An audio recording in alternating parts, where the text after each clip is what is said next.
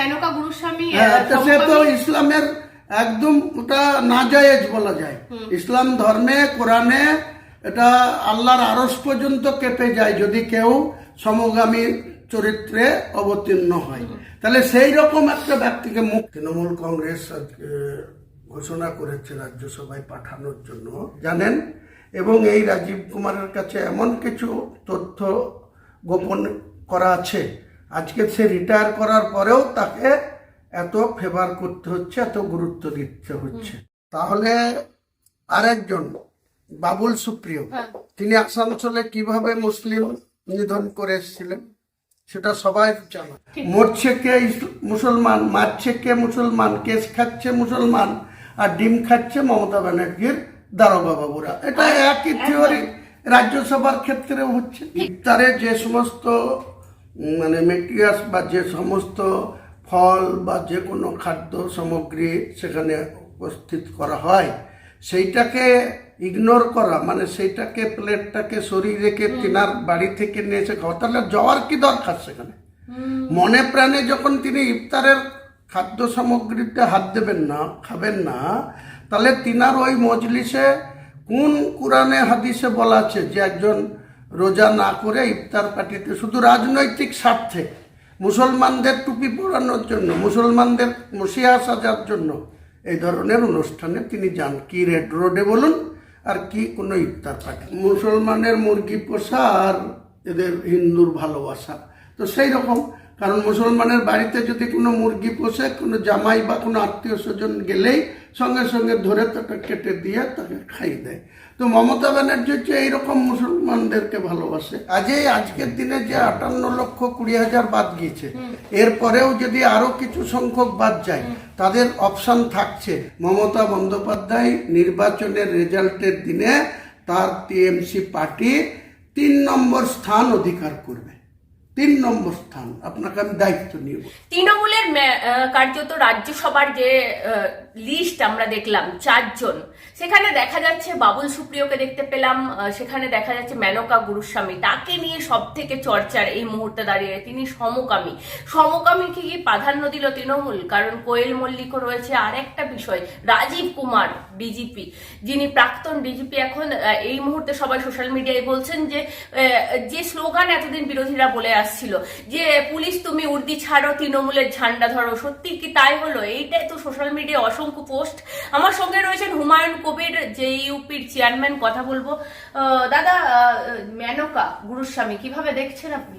দেখুন, মেনকা গুরুস্বামীকে যে রাজ্যসভায় তৃণমূল কংগ্রেস ঘোষণা করেছে রাজ্যসভায় পাঠানোর জন্য, তো দেখুন এটা পুরোপুরি ইসলামের কোরআন হাদিসের বিরুদ্ধ।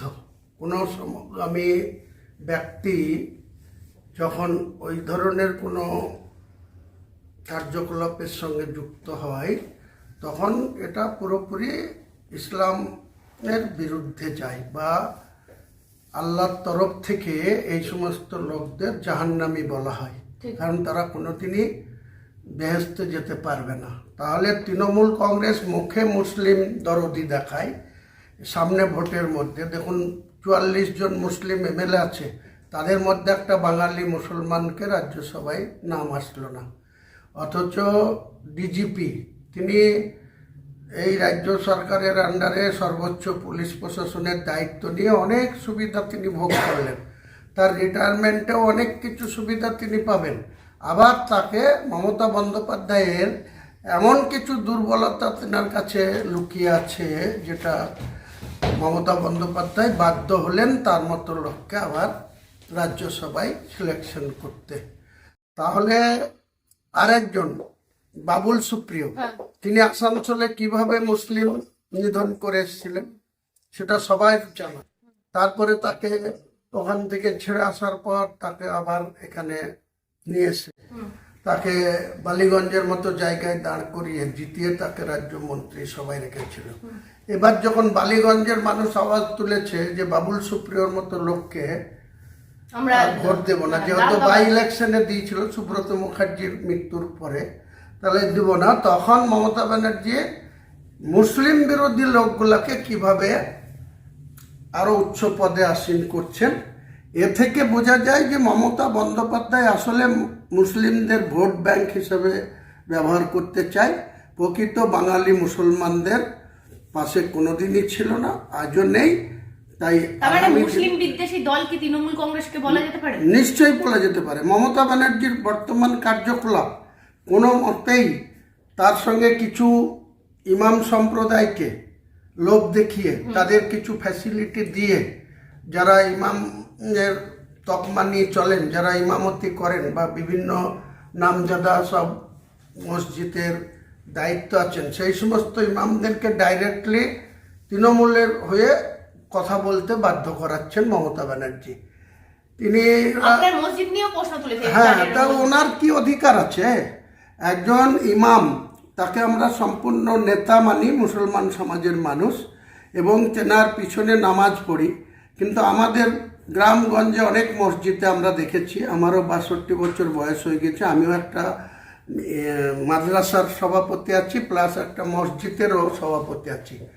100 জন যদি ইমামের পিছনে নামাজ পড়ি, 2 জন ব্যক্তি যদি মনে করে যে আমি এই ইমামের পিছনে নামাজ পড়বো না, প্রশ্ন তুলে, তখন দেখা যাবে সেই ইমাম চেয়ার থেকে সেই ইমামকে 2 জনের আপত্তিতে সরিয়ে দেওয়া হয়। মুসলিম সমাজ এতটাই স্পর্শকাতর কোরআন হাদিস এবং নামাজ পড়ানোর ক্ষেত্রে। তাহলে যে সমস্ত ইমামরা আজকে নাখোদা বলুন, কলকাতার অনেক নামজাদা, এই যে দেখলাম 16 আনা মসজিদের ইমাম, তিনি নিজে বলছেন যে ধর্মের মধ্যে ভেদাভেদ না করতে। তাহলে তিনারা কেন ভেদাভেদ করছেন? তিনারা কেন তৃণমূলের হয়ে গোলামি করছেন?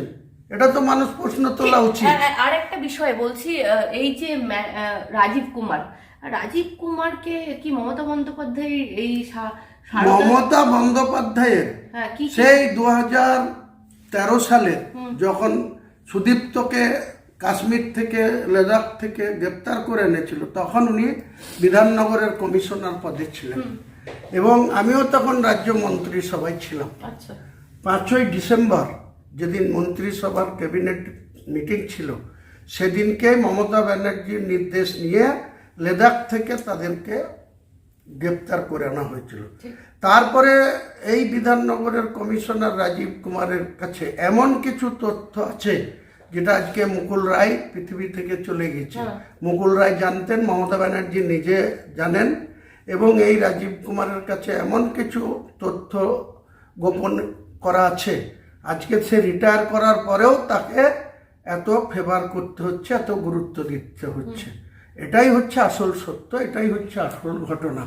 কাজেই মমতা বন্দ্যোপাধ্যায়ের তৃণমূল কংগ্রেস আজকে মুসলিম সমাজকে, তাদের ইমানকে আরো দুর্বল করে দিচ্ছে। কখনো তারা পুজোর প্রসাদ খাইয়ে মুসলিমদের ইমানকে দুর্বল করছে, কখনো তারা কিছু সংখ্যক ইমামকে ব্যবহার করে, কাউকে পুলিশের সিকিউরিটি দিয়ে, কাউকে তার জামাই বা তার ভাইপো বা অন্যান্যকে ফ্যাসিলিটি দিয়ে, তিনি প্রত্যেকটা মানুষেরই লোভ আছে, এটা আমি বলবো না, কিন্তু এখনো সমাজের কিছু সংখ্যক মানুষ আছে, তারা ব্যক্তিগত লোভে, তাদের লালসায় বা তাদের ব্যক্তিগত স্বার্থ চরিতার্থ করতে গিয়ে ইসলামকে দুর্বল করতে চাইছে, এবং প্রত্যেকটা মুসলমান সে আল্লাহর গোলাম হওয়া উচিত। মানে আমি বলছি, তার মানে 4 জন সাংসদ, তার মধ্যে একজন বাবুল সুপ্রিয় সংখ্যালঘুরা দেখতে পারে না, আর একজন সংখ্যালঘুদের হত্যা করে এসছে আসানসোলে, ডাইরেক্টলি সংখ্যালঘুদের সেখানে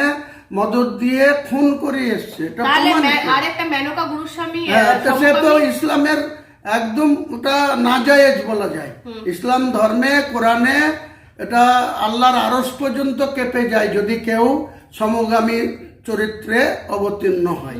তাহলে সেই রকম একটা ব্যক্তিকে মুখে মমতা ব্যানার্জি দেখবেন ঈদের ময়দানে যাবে, দিয়ে লা ইলাহা ইল্লাল্লাহ মুহাম্মাদুর রাসূলুল্লাহ বলবে, অথচ এই জাতির বিরুদ্ধে কিভাবে তিনি পরিকল্পনা করে, হিসেব নিকেশ করে আজকে মুসলিম সমাজের উপরে খবরদারি করছে। তার মানে 4টের মধ্যে একটাও সংখ্যালঘু নাম নেই, কোনো নাম নেই, আর থাকবেও না। সংখ্যালঘুদের এই যে এই ধরনের কিছু ইমামকে তো তাদের ফ্যাসিলিটি দিয়ে, তাদেরকে দিয়ে বলি নিচ্ছে, ইসলামের মধ্যে বিভাজন করার রাজনীতিতে উনি পটো। মরছে কে মুসলমান, মারছে কে মুসলমান, কেস খাচ্ছে মুসলমান, আর ডিম খাচ্ছে মমতা ব্যানার্জির দারোগা বাবুরা। এটা একই থিওরি, রাজ্যসভার ক্ষেত্রেও হচ্ছে। ঠিক, মমতা বন্দ্যোপাধ্যায় ইফতারির পার্টি মজলিস আপনি নিশ্চয়ই দেখছেন, সেখান থেকে আপনাকে কটাক্ষও করা হয়েছে। মমতা বন্দ্যোপাধ্যায়ের ইফতারির মজলিসে মমতা বন্দ্যোপাধ্যায় একদম বাক্স করে বাড়ি থেকে খাবার নিয়ে গেছিলেন, মমতা বন্দ্যোপাধ্যায় ওই ইফতারির মজলিসের খাবার খায়নি, এমনটাই সোশ্যাল মিডিয়ায় উঠছে। এটা মুসলিম সমাজের লোকদের এই ধরনের ব্যক্তিকে কোনো ইফতার পার্টির মজলিসে ইনভাইট করাটাও আমি বলবো যে সঠিক না। উনি কিন্তু খাননি, মানে তাহলে সংখ্যালঘু প্রেম কতটা ওটা মুখে প্রেম, ওই একটা চলতি ভাষা একটা কথা আছে, মুসলমানের মুরগি পোষা আর এদের হিন্দুর ভালোবাসা। তো সেই রকম, কারণ মুসলমানের বাড়িতে যদি কোনো মুরগি পোষে, কোনো জামাই বা কোনো আত্মীয় স্বজন গেলেই সঙ্গে সঙ্গে ধরে তাকে কেটে দিয়ে তাকে খাইয়ে দেয়।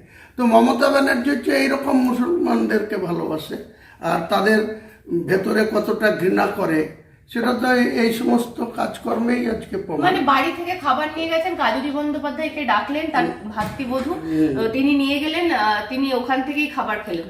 এগুলো আমার মনে হয় ইফতারকে অসম্মান করা। ইফতারে যে সমস্ত মানে মেটেরিয়ালস বা যে সমস্ত ফল বা যে কোনো খাদ্য সামগ্রী সেখানে উপস্থিত করা হয়, সেইটাকে ইগনোর করা, মানে সেইটাকে প্লেটটাকে সরিয়ে রেখে তিনার বাড়ি থেকে নিয়ে এসে খাওয়া, তাহলে যাওয়ার কি দরকার সেখানে? মনে প্রাণে যখন তিনি ইফতারের খাদ্য সামগ্রীতে হাত দেবেন না, খাবেন না, তাহলে তিনার ওই মজলিসে কোন কোরআনে হাদিসে বলা আছে যে একজন রোজা না করে ইফতার পার্টিতে শুধু রাজনৈতিক স্বার্থে মুসলমানদের টুপি পরানোর জন্য, মুসলমানদের মসিহা সাজার জন্য এই ধরনের অনুষ্ঠানে তিনি যান? কি রেড রোডে বলুন আর কি কোনো ইফতার পার্টি। ঠিক, আর একটা বিষয়, এই আজকে একদম এশারের লিস্ট আপনার সাথে কথা বলছি, এই কার্যত মুখ্যমন্ত্রী নিজেই বলছেন 1,20,00,000 ছাড়িয়ে যেতে পারে। কি বলবেন না সংখ্যালঘু? দেখুন, লিস্টটা ওপেন হতে দিন, আজকে হচ্ছে কিনা দেখে নিন। আমার মনে হয় মুখ্যমন্ত্রী সবসময় আবল তাবল কথা, মিথ্যার উপরে দাঁড়িয়ে মুসলিমদেরকে বিভ্রান্ত করার চেষ্টা করছে। 58,20,000 নাম যেটা প্রথমেই বাদ গিয়েছিল এসআইআর, 7,66,00,000 নামের মধ্যে 58,20,000, সেখানে মাত্র 18-20 লাখ মুসলমান ছিল, তাও আবার ডেথ কেস, ডবল নামের কেস। আর দেখবেন গত 2024 লোকসভাতে 5,56,00,000 মতো, 57,00,000 মতো ভোট পোল হয়েছিল। তাহলে 7,66,00,000 মধ্যে 2 কোটির উপর মানুষ ভোট দিতে যায়নি। কাজেই আজকের দিনে যে 58,20,000 বাদ গিয়েছে, এরপরেও যদি আরো কিছু সংখ্যক বাদ যায়, তাদের অপশন থাকছে যে ডাইরেক্ট ডিস্ট্রিক্ট ম্যাজিস্ট্রেটের কাছে তাদের প্রমাণ দিয়ে আবার নাম তোলার জন্য তাদের। কিন্তু মমতা ব্যানার্জি উস্কানিতে পা দেবেন না, এটা বলবেন কি? নিশ্চয়ই বলবো। মমতা বন্দ্যোপাধ্যায় আজকের দিনে বিভ্রান্তমূলক কথা বলছেন 100টার ভিতরে 90টা। কখনো বলেছিলেন এসআইআর মানব না, সেই এসআইআর অযোগ্য লোকদের দিয়ে এসআইআর করতে গেলেন, নমিনেশন ফর্মগুলাকে দিলেন, রিসিভ করে নিয়ে যদি এটাকে 10 কোটি টাকা 20 কোটি টাকা খরচ করে যদি আজকে তাদের সঠিকভাবে তাদের নামগুলা স্পেলিংগুলা ইয়ে করে যদি অ্যাপসে লোড করতো, তাহলে আর 1,36,00,000 হিয়ারিং করার সুযোগ পেত না।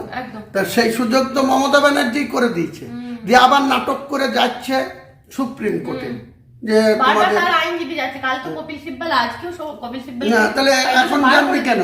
এর আগে রাজ্য সরকারের কোষাগার থেকে কোটি কোটি টাকা তিনি ব্যয় করে বিভিন্ন এতে ওই যে ডিএ মামলা, আবার ডিএ মামলাতে ঝাড় খাবে। দেখেন, সুপ্রিম কোর্টের কথাও তো মানছে না এই মহিলা, সুপ্রিম কোর্টকেও মানছে না, নিজে সুপ্রিম কোর্টে গিয়ে মুভ করতে যাচ্ছে। তা উনি জজের কাছে কি মুভ করেছিলেন আর জজ সাহেব ওনার কি কোন কথাটা শুনেছেন, কোন গুরুত্ব, সেটাও তো প্রকাশ করা উচিত। এখন তো দেখা যাচ্ছে ডিএর আইনজীবীদেরকে নিয়ে টানাটানি হচ্ছে, ফিরদৌস শামীমের বিরুদ্ধে শ্লীলতাহানির কেস এনেছে, কি বলবেন?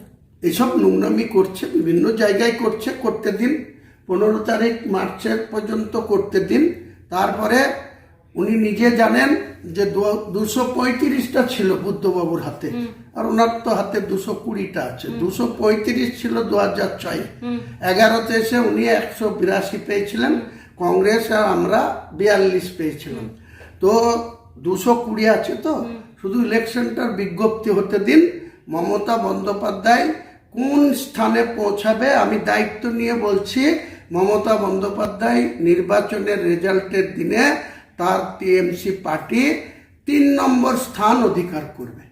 3 নম্বর স্থান, আপনাকে আমি দায়িত্ব নিয়ে বলছি। বাংলার মানুষের প্রতি সম্পূর্ণ আস্থা রেখে, ভরসা রেখে এবং তিনাদের সম্মান জানিয়ে আমি বলছি, হুমায়ুন কবির, মমতা বন্দ্যোপাধ্যায় 3য়বারের জন্য মুখ্যমন্ত্রীর টার্ম শেষ। আগামী দিনে 4র্থবারের জন্য বাংলার মুখ্যমন্ত্রী হতে পারবেন না।